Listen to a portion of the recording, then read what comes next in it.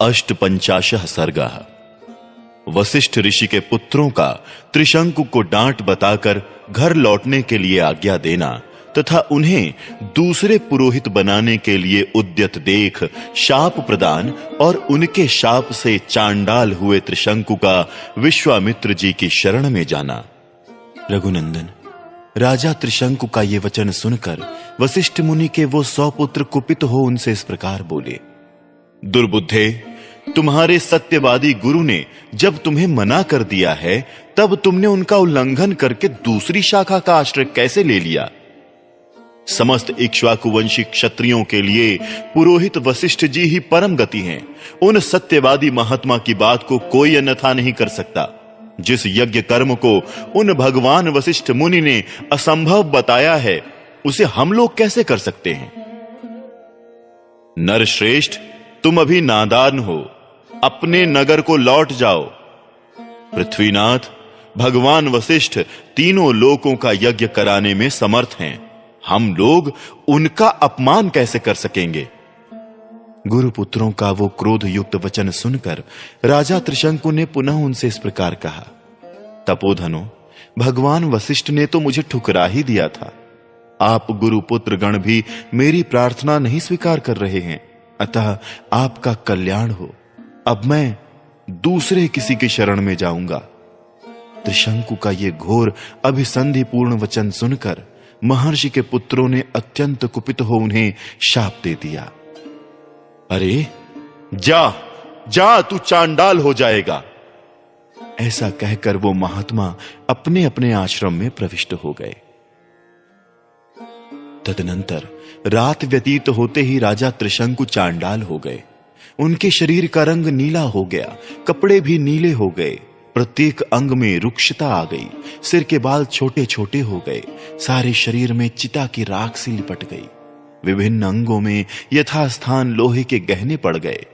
श्री राम अपने राजा को चांडाल के रूप में देखकर सब मंत्री और पुरवासी जो उनके साथ आए थे उन्हें छोड़कर भाग गए।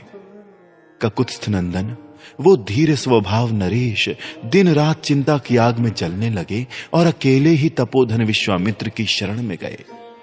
श्री राम, विश्वामित्र ने देखा राजा का जीवन निष्फल हो गया है। उन्हें चांडाल के रूप में देखकर उन महातेजस्वी परम धर्मात्मा मुनि के हृदय में करुणा भर आई। वो दया से द्रवित होकर भयंकर दिखाई देने वाले राजा त्रिशंकु से इस प्रकार बोले। महाबली राजकुमार, तुम्हारा भला हो। यहां किस काम से तुम्हारा आना हुआ है?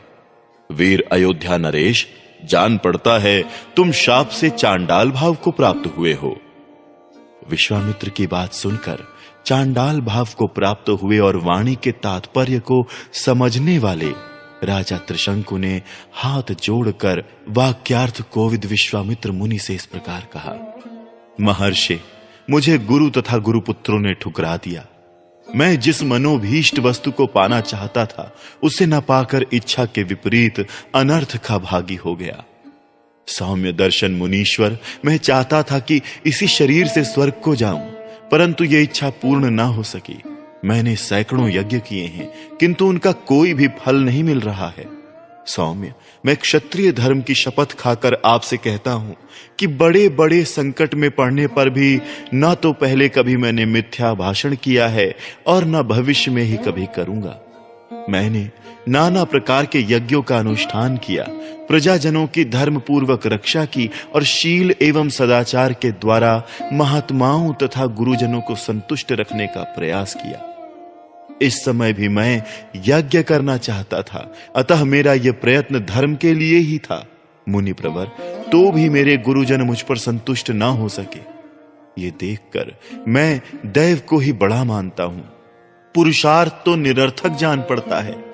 दैव सब पर आक्रमण करता है। दैव ही सबकी परम गति है। मुने, मैं अत्यंत आर्त होकर आपकी कृपा चाहता हूं। दैव ने मेरे पुरुषार्थ को दबा दिया है। आपका भला हो, आप मुझ पर अवश्य कृपा करें। अब मैं आपके सिवा दूसरे किसी की शरण में नहीं जाऊंगा। दूसरा कोई मुझे शरण देने वाला है भी नहीं। आप ही अपने पुरुषार्थ से मेरे दुर्दैव को पलट सकते हैं। इस प्रकार श्री वाल्मीकि निर्मित आर्ष रामायण आदि काव्य के बाल कांड में 58वां सर्ग पूरा हुआ।